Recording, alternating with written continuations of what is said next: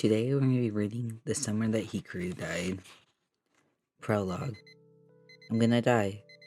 A cold raindrop landed on the tip of Hikaru Indo's nose, causing him to slowly open his eyes. The rain continued to fall without end through the gaps in the midnight black trees above.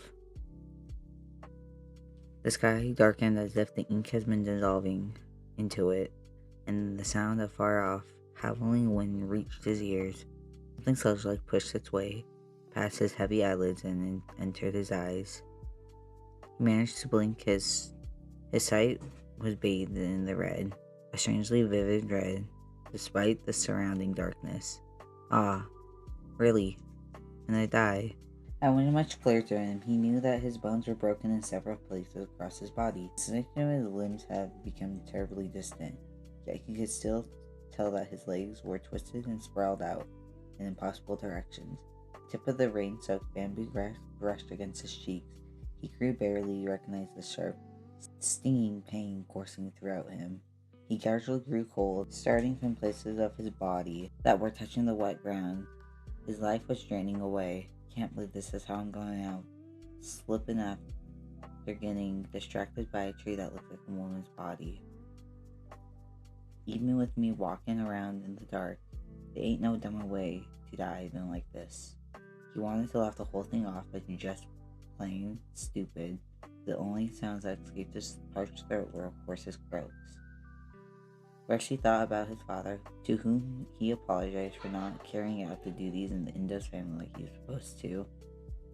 Then he thought of his mother. Didn't want to make you suffer again, Mama. It'd be great if no one got sad about this. He knew that would be impossible. He wished for it anyways. Finally, he thought about his childhood best friend. They had been together for as long as he could remember. For the moment, he could develop a sense of who he was. His friend was right by his side. That's who was on his mind. If I die, he'll be alone. As he thought that, his red-tinted vision twisted and warped.